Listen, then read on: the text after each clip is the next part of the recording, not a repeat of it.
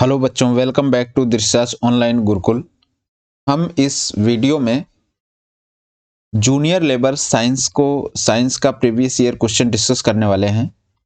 इस पूरे पेपर को हम लोग 3 पार्ट में डिस्कस करेंगे। फर्स्ट पार्ट में 10 क्वेश्चंस, सेकंड पार्ट में 10 क्वेश्चंस एंड थर्ड पार्ट में भी 10 क्वेश्चंस होंगे। इस तरीके से पूरा पेपर आपका कवर हो जाएगा। तो चलिए स्टार्ट करते हैं, लेते हैं पहला क्वेश्चन, देखते हैं कि फर्स्ट क्वेश्चन में क्या है। तो ये है आपका फर्स्ट क्वेश्चन। इसमें देखिए, लोहे के एक ठोस आयताकार गुटके को किसी मेज के शीर्ष पर इसके फलकों को मेज को स्पर्श करते हुए रखा गया है। विभिन्न प्रकरणों में लोहे का यह ठोस गुटका आरोपित करता है। ठीक है, तो सबसे पहले हम समझते हैं कि किस तरीके से चीजें हैं। ये एक आपका टेबल है, ठीक है, ये समझ लीजिए, ये आपकी टेबल है। ये आयताकार गुटका है, ये रखा गया है। ठीक है, ये आपका आयताकार गुटका हमने रख दिया। और एक दूसरी पोजीशन भी इसी सेम गुटके की कुछ ऐसे भी हो सकती है, क्योंकि आयताकार है। हम सिर्फ 2 केस कंसीडर कर रहे हैं, एक जस्ट समझाने के लिए आपको। ठीक है, ये है आपका आयताकार। अब देखते हैं, बल की बात हो रही है और दाब की बात हो रही है। देखो, अगर हम बल की बात करें तो इस पर जो बल लग रहा होगा वो नीचे लग रहा होगा, और कितना, एक तरीके से W is equal to M into g. इस केस में भी जो लग रहा होगा वो क्या लग रहा होगा, W is equal to M into g.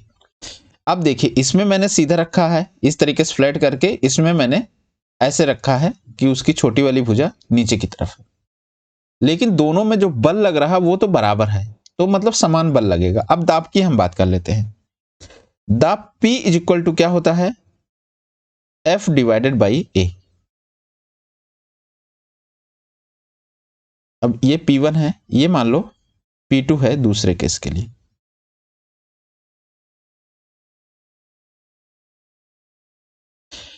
इस केस में जो एरिया है वो ज्यादा है, ये वैल्यू ज्यादा है और ये वैल्यू है कम। ठीक है, अब जब एरिया कम है तो इसमें जो है P2 ज्यादा होगा, और एरिया ज्यादा है तो P1 जो है कम होगा। ठीक, मतलब दाब जो है एक नहीं होगा, दाब तो अलग अलग होगा। वो इस बात पर डिपेंड करेगा कि जो एरिया जो रखा है आपने टेबल पर उस ऑब्जेक्ट को, वो किस तरीके से रखा है। ठीक है, तो इसका जो सही ऑप्शन होगा वो option D is the correct answer. ठीक है, आगे बढ़ते हैं हम लोग अगले क्वेश्चन की तरफ, देखते हैं नेक्स्ट क्वेश्चन क्या होगा।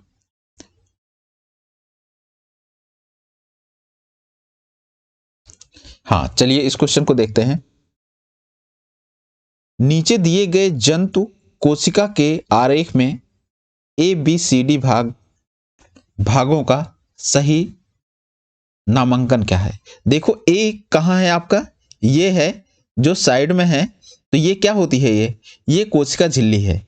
ठीक है, तो कोशिका झिल्ली A तो कोशिका झिल्ली है, A इसमें भी कोशिका झिल्ली है, कोशिका झिल्ली है, और जो है D में भी कोशिका झिल्ली है। अब आगे देखते हैं B क्या है, B रिक्तिका है। B देखिए, ये टच है, ये इसको क्या बोलते हैं, रिक्तिका बोलते हैं। तो ये वाला कट गया, तो इस तरीके से आपका आंसर कौन सा सही होगा, डी करेक्ट आंसर होगा। अब सी देखिए, यहाँ कनेक्टेड, यहाँ इंडिकेट कर रहा है वो केंद्रक है, और जो है डी जो है, ये जो ब्लैक कलर का इसमें दिख रहा है, ये आपका क्या है, कोशिका द्रव्य है। तो ए जो है झिल्ली है, बी रिक्तिका है इसमें, और डी आपका सी केंद्रक है, और डी क्या है, डी है आपका द्रव्य। ठीक है, इस तरीके समझ गए होंगे। आगे बढ़ते हैं हम लोग अगले क्वेश्चन की तरफ, देखते हैं नेक्स्ट क्वेश्चन क्या होगा। हाँ, किसी गतिमान कार के पथमापी ओडोमीटर का प्रातः 8 बजे पाठ्यांक इतना है। ठीक है, प्रातः 10 बजे पाठ्यांक इतना है। यदि कार टेढ़े मेढ़े रास्तों पर असमान चाल से चलती है तो कार की औसत चाल मीटर पर सेकंड में क्या होगी। देखो, औसत चाल बराबर क्या होता है, औसत चाल बराबर होता है कुल दूरी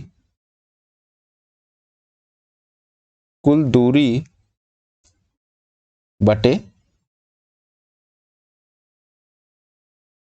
कुल समय। ठीक है, अब कुल दूरी देख लीजिए कितना है। पहले पाठ्यांक कितना था, पहले पाठ्यांक था 36। ये देखिए पाठ्यांक, ये कितना है 3660। फिर पाठ्यांक कितना हुआ 3654। इसको सब्ट्रैक्ट कर दीजिए तो आपको मिल जाएगा 0, 6 में से 4 गए 2, 6 में से 5 गए 1, मतलब 120 किलोमीटर। ठीक है, तो चाहिए आपको मीटर में, तो ये दूरी कितनी हो गई, 1 किलोमीटर में 1000 मीटर होता है। सिंपली आपका 1200, 120 तो है ही है, 3 जीरो और लगा दीजिए, 3 जीरो और लगा दीजिए, ये किस में हो गया, मीटर में। आपने ये निकाल लिया कुल दूरी। अब समय कितना हो गया, समय देखिए 8 बजे से दूसरा रीडिंग कब लिया है 10 बजे, मतलब 2 आवर्स, 2 घंटे, 2 घंटे का समय हुआ। अब 2 घंटे में कितने मिनट होंगे, 1 घंटे में होता है 1 घंटे में कितने 60 मिनट, और 1 मिनट में 60 सेकंड, तो 60 गुणे 60 3600 सेकंड हो गया 1 घंटे में। तो 2 घंटे में कितना हो गया, 2 घंटे में हो गया 7200 सेकंड। ठीक है, 2 घंटे में कितना हो गया 7200 सेकंड। तो अब देखिए, तो समय कुल दूरी भी पता चल गई हमको, कुल समय भी पता चल गया। कुल दूरी कितना है 1 2 0 फिर 3 जीरो। ठीक है, डिवाइडेड बाई कुल समय कितना है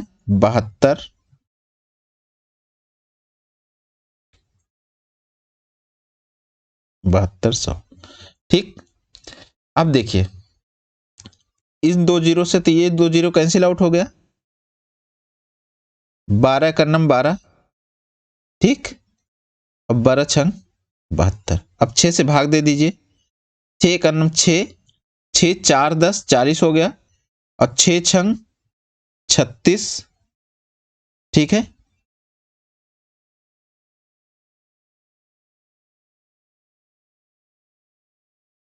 6 छंग 36, 6 से भाग देना है, 6 का नम 6, 4 10 40 हो गया, और 40 हो गया, 6 छंग 36 हो गया, 36 और 36 4 40, फिर 6 छंग 36। ठीक, तो इस तरीके से अराउंड आया 16.6, 16.6 आया, जो कि ऑप्शन सही है इसमें। 1 मिनट चेक कर लेते हैं इसके आंसर को, क्योंकि आंसर में कुछ रॉन्ग लग रहा है मुझे। ठीक, तो ये करेक्ट है, 16.66 जाएगा। जस्ट अ मिनट, 16.66 मीटर पर सेकंड। ठीक, तो एवरेज स्पीड जो होगी अराउंड इतनी होगी। तो क्योंकि ऑप्शन में एग्जैक्ट वैल्यू नहीं है, तो जो बेस्ट ऑप्शन होगा आपका वो कौन सा ऑप्शन है? ऑप्शन ए करेक्ट होगा। ठीक है, क्योंकि 17.5 है। ठीक है, तो ये आपका आंसर हो जाएगा। तो आगे बढ़ते हैं हम लोग अगले क्वेश्चन की तरफ, देखते हैं नेक्स्ट क्वेश्चन कौन सा है। हाँ, किसी छात्र के पास हल्दी का गाढ़ा पेस्ट है। इस पेस्ट को हाइड्रोक्लोरिक अम्ल और सोडियम हाइड्रोक्साइड के जलीय विलयन में अलग अलग डालने पर वह किन रंगों का परीक्षण देगा? देखो, सबसे पहले समझ लो हल्दी। हल्दी क्या है? आपका एक सूचक है। ठीक है, जैसे आपका फिनोप्थिलीन था और दूसरा क्या था? Litmus paper. सेम उसी तरीके का ये भी एक आपका सूचक है। तो दो केसेस हैं, एक आपका क्या है? अम्ल, और दूसरा क्या होता है? क्षार। ठीक, तो हल्दी क्या करता है? हल्दी जस्ट लिटमस जो पेपर था उसका जस्ट रिवर्स करता है। ठीक है, उसमें क्या है, अगर याद हो लिटमस पेपर में मैंने बताया था अम्ल है तो वो लाल कर देता है, लेकिन यहां क्या होगा? अम्ल मिलाने पर ये जो है पीला करेगा। ठीक है, अम्ल मिलाने पर पीला करेगा।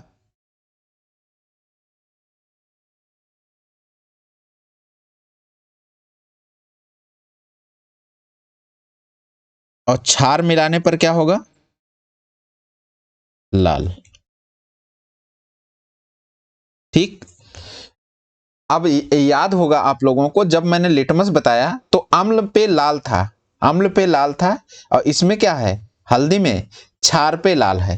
ये चीज आपको ध्यान में रखना है। अम्ल पे लाल है और इसमें क्या है? क्षार पे लाल है। और जो फिनोप्थिलीन था उसमें जो अम्ल था और वाटर था, अम्ल और वाटर पर रंगहीन था, और क्षार पर कैसा था? गुलाबी था। उसमें क्षार पर गुलाबी था। ये चीज आपको ध्यान में रखना है। आगे हम लोग बढ़ते हैं, तो इसका आंसर भी देख लेते हैं। पहले क्या डाला गया? हाइड्रोक्लोरिक अम्ल डाला गया, तो अम्ल पे तो पीला हो जाता है, और सोडियम हाइड्रोक्साइड, जो कि सोडियम क्योंकि हाइड्रोक्साइड है तो क्षारीय है, तो क्षारीय पर कैसा होगा? ये लाल होगा। तो पीला और लाल, तो इसका ऑप्शन जो सही है, हाइड्रोक्लोरिक अम्ल में पीला तथा सोडियम हाइड्रोक्साइड में लाल। तो इस तरीके से इसका आंसर जो सही होगा, आंसर डी होगा। D is the correct answer. आगे बढ़ते हैं हम लोग अगले क्वेश्चन की तरफ, देखते हैं अगला क्वेश्चन क्या है। देखो, क्षुद्रांत क्या है? छोटी आंत। छोटी आंत के दीर्घ रोम रसांकुर के संदर्भ में नीचे दिए गए कथनों का देखिए। तो इसमें देखिए, ये क्या है? दीर्घ रोम क्या है? ये उंगली के समान उभरी हुई संरचनाएं होती हैं। ठीक है, बहुत पतली इनकी भित्ति होती है, और ये इनके जो सतह के निकट जो है एक जाल सा बिखरा होता है, जो आपका ब्लड वेसल्स होती हैं, बहुत पतली पतली जाल सी होती हैं जो बिखरी रहती हैं। ठीक है, अब इसमें देखते हैं हम लोग, इसके ऑप्शन को देखते हैं। तो पहला देखिए, यह अंगुली के समान उभरी हुई संरचनाएं होती हैं जिनकी संख्या हजारों में होती है, तो ये सही है।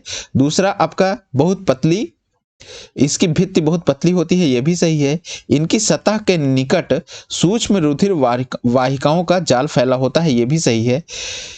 इनमें महीन छिद्र होते हैं जिनसे भोजन आसानी से गुजर सकता है, ये रॉन्ग है, ये सही नहीं है। तो इसमें जो है कौन सा सही है? ए ऑप्शन सही है। जो कथन सत्य हैं, इसमें पहला, दूसरा और तीसरा कथन सत्य है। ठीक है, तो आगे हम लोग बढ़ते हैं, अगले क्वेश्चन की तरफ चलते हैं, नेक्स्ट क्वेश्चन को देखते हैं। हाँ, इसमें देखिए, नीचे कुछ खाद्य पदार्थ दिए हुए हैं, नीचे कुछ खाद्य पदार्थ दिए हैं। इनमें देखिए, उबले और पिसे आलू, उबले और चबाए हुए चावल, रोटी, ब्रेड का एक टुकड़ा, चीनी, शर्करा का घोल, नारियल का तेल। आयोडीन के साथ परीक्षण करने पर उपरोक्त में कौन सा काला रंग देगा? आयोडीन के साथ परीक्षण करने में उपरोक्त में कौन सा काला रंग देगा? वो होगा ऑप्शन सी, फर्स्ट और थर्ड। उबले और पिसे आलू, और थर्ड जो है ब्रेड रोटी का टुकड़ा। ये दोनों क्या करेंगे? आयोडीन के साथ ये क्या करेंगे? ये आपका काला रंग प्रदान करेंगे। आगे बढ़ते हैं हम लोग नेक्स्ट क्वेश्चन की तरफ, देखते हैं कि अगला क्वेश्चन क्या है।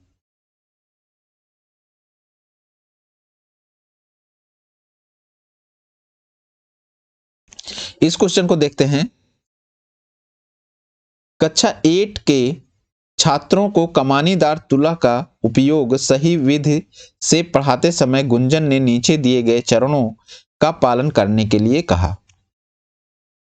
शून्यांक त्रुटि नोट करना, वास्तविक पाठ्यांक परिकलित करना, असंकित पैमाने पर संकेतक की स्थिति नोट करना, कमानीदार तुला का अल्पतमांक रिकॉर्ड करना। ठीक है, नीचे दिए गए चरणों में सही क्रम बताइए। तो इसका सही क्रम क्या होना चाहिए? सबसे पहले तो शून्यांक की त्रुटि को नोट करना है कि शून्य पर है कि नहीं, तो ये तो पहले नंबर पर हो गया। ठीक है, फिर क्या है आपका उसके बाद शून्यांक तो देख लिया, फिर क्या है सबसे छोटी माप क्या ले सकता है, मतलब अल्पतमांक उसका निकालना पड़ेगा, तो ये आपका दूसरे नंबर पर आएगा। ठीक, अल्पतमांक हो गया। अब देखिए असंकित पैमाने पर संकेतक की स्थिति नोट करना, जो उसमें संकेतक की स्थिति है फिर उसको नोट करा जाएगा। फिर जो है अब क्या किया जाएगा, वास्तविक पाठ्यांक को परिकल्पनित करना। तो जो है उसके बाद जो जाएगा आपका वास्तविक पाठ्यांक क्या होगा उसको निरूपित करना। तो इस तरीके से इसका जो आंसर सही होगा वो आंसर कौन सा सही होगा? Answer A is the correct answer. आगे बढ़ते हैं हम लोग अगले क्वेश्चन की तरफ, देखते हैं नेक्स्ट क्वेश्चन को। ये देखिए, उच्च प्राथमिक स्तर पर विज्ञान सीखने का नीचे दिए गया कौन सा उद्देश्य वांछनीय उद्देश्य नहीं है? विज्ञान सीखने का वांछनीय उद्देश्य नहीं है। आवश्यक प्रक्रिया कौशल अर्जित करना, यह भी ठीक है। प्रतियोगी परीक्षाओं का अच्छा प्रदर्शन करना, ये जो है उच्च प्राथमिक स्तर पर विज्ञान सीखने का वांछनीय उद्देश्य नहीं है। तीसरा देखिए, वैज्ञानिक साक्षरता अर्जित करना, यह भी ठीक है। तार्किक सोच विकसित करना, यह भी ठीक है। तो इस तरीके से इस क्वेश्चन का जो आंसर होगा वो बी होगा, क्योंकि ये उद्देश्य नहीं है, ये वांछनीय उद्देश्य नहीं है। आगे बढ़ते हैं हम लोग नेक्स्ट क्वेश्चन की तरफ, देखते हैं नेक्स्ट क्वेश्चन क्या है। इसमें देखिए, विज्ञान शिक्षण में रोल प्ले की तकनीक को एक प्रभावी नीति मानने का कारण यह है कि इससे क्या होता है, यह अधिगम प्रक्रिया में छात्र की सक्रिय भागीदारी सुनिश्चित करता है। विज्ञान शिक्षण में रोल प्ले की तकनीक को, रोल प्ले करने का मतलब एक्टिवली पार्टिसिपेट कर रहा है, जो पार्टिसिपेंट है, जो शिक्षार्थी है, जो विद्यार्थी है, वो एक्टिवली पार्टिसिपेट कर रहा है। तो अधिगम प्रक्रिया में छात्र की भागीदारी को सुनिश्चित करना रोल प्ले तकनीक को प्रभावी नीति, इसका जो है प्रभावी नीति ये है। तो इसमें देखिए आगे बढ़ते हैं हम लोग। तो इस तरीके से इसका जो आंसर होगा, आंसर कौन सा होगा? Answer D is correct answer. आगे हम लोग बढ़ते हैं नेक्स्ट क्वेश्चन की तरफ, देखते हैं अगला क्वेश्चन। इस क्वेश्चन में देखिए, विज्ञान को प्रश्न करना, खोजबीन करना, स्वयं करना और अन्वेषण करना माना जाता है। ठीक है, विज्ञान शिक्षण के समय दीपिका द्वारा कराए गए नीचे दिए गए क्रियाकलापों में कौन सा उन मानदंडों को संतुष्ट करने के लिए सबसे उपयुक्त है? किसको? प्रश्न करना, खोजबीन करना, स्वयं करना और अन्वेषण करना, ये सारी चीजें शामिल होनी चाहिए। पहला है पर्यावरण समस्याओं पर वाद विवाद, दूसरा है ध्वनि की प्रकृति पर परियोजना कार्य, फिर थर्ड है सूक्ष्म जीवों पर यूनिट टेस्ट, फिर है सामान्य रोगों पर सामूहिक चर्चा। देखिए ये जो है बेस्ट है, इसमें सारी चीजें इंक्लूडेड हैं, क्योंकि जब रोग के बारे में बात की जाएगी तो उसमें प्रश्न भी किया जाएगा कि ये रोग कैसे होता है, किन वजहों से होता है, ठीक है। तो ये एक प्रश्न है। अब प्रश्न है तो इसमें क्या है, इसमें खोजबीन भी शामिल है। खोजबीन शामिल है क्योंकि ये जो है इसमें देखते हैं सामान्य रोगों को सामूहिक चर्चा के दौरान न केवल प्रश्न प्रणाली एवं उत्तर प्रणाली की जरूरत होगी, बल्कि उसके संदर्भ में खोजबीन की भी आवश्यकता पड़ेगी कि अमुक रोग कहाँ से, कैसे और कब प्रभावित करता है। रोगों पर सामूहिक चर्चा में अन्वेषण की प्रक्रिया भी संपन्न की जा सकती है। तो इस तरीके से बेस्ट ऑप्शन जो है, इसका आंसर जो है ये डी होगा। तो इस तरीके से हम इस पेपर का पार्ट 1 फिनिश करते हैं यहीं। अगर आपको वीडियो अच्छा लग रहा है तो आप वीडियो को शेयर करिए और चैनल को सब्सक्राइब करिए। Thank you.